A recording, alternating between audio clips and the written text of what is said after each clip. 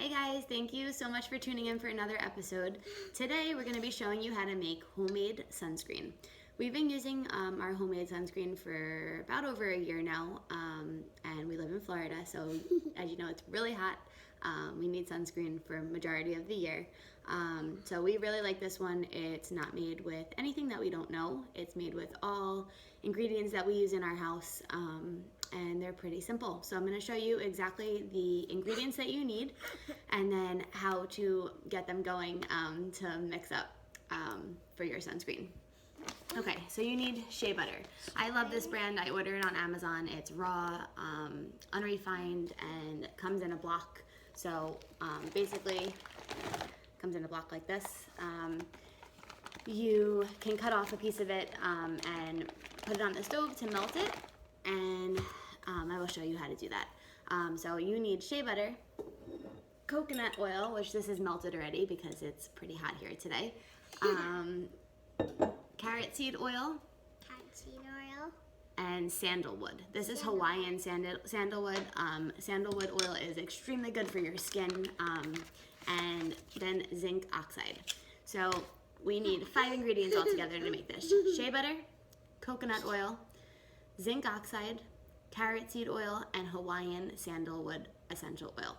Okay, so the first step that you're gonna do is melt your shea butter and coconut oil if it's not already melted like mine is.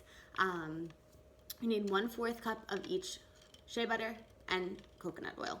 Shea butter, I've already got it started melting on my stove. I'll show you guys how to do that over here. So I have it in like a double boiler. I got it melted in there, ready to go for our sunscreen. When you're done doing that, you can also melt the coconut oil, or you can do them together if you can get an accurate amount. You need 1/4 cup of each of them. Okay, after that, we're gonna mix them up, and I'm gonna show you what else to add in. All right, so like I said, I have my shea butter melted already. It's 1/4 cup. I'm gonna pour it your reusable jars. You guys know that we use those for everything. So just get one that you can seal with a good mason jar lid. You're gonna pour it in here. That'll be our first ingredient. Yeah. And now we're going to do the coconut oil. And again, you need 1/4 cup of this, so. A little too much.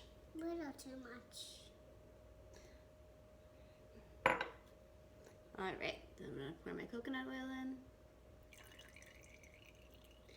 So the great thing about these ingredients, besides that they are natural, and we know what we're using, they all naturally have an SPF in them, which I'll go over that with you once I got everything mixed up in here. But each one of them has a good amount of SPF, so you don't have to add anything extra in.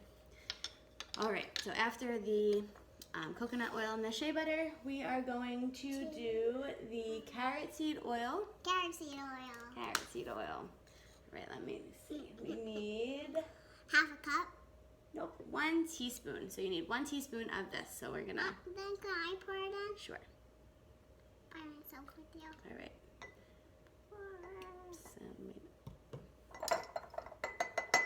Don't touch this. You can't All eat right. that. No, can't eat it. All right. Next, we're gonna do the zinc oxide, which is a powder, a white powder. This sunscreen, I am going to let you know, it does make your skin a little white. Once it gets absorbed into your skin, after a few minutes, the whiteness does dissipate a little bit. So it's not like you're gonna be this white ghost walking around the beach. It does give your skin a little bit of a tint from the zinc oxide, but like I said, once it soaks in, the oils especially, it kind of absorbs into your skin and you don't see it as much. All right, so you need 2 tablespoons. 2 tablespoons Of zinc oxide. Let's do this nice and slow so we don't make a mess, okay? Let me make sure I do. Okay, that's 1. That's 1. 2. 2. Get the little thing. Okay, look up. All right, let's put this off to the side. You don't have to do that. We'll shake it up at the end, okay? We'll show them how to shake it up. Okay.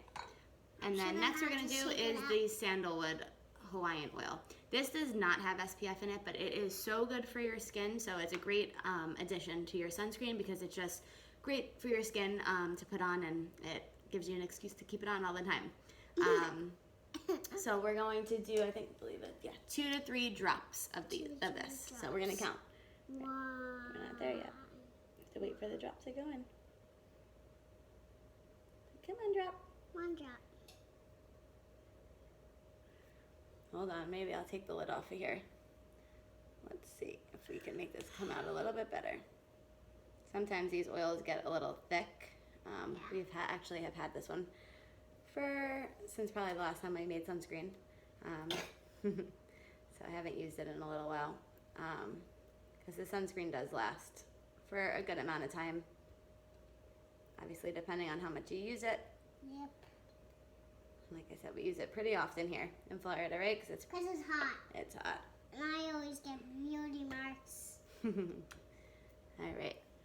We're ready to count. Let's do 1, 2, 3. All right. So that's 3 of that.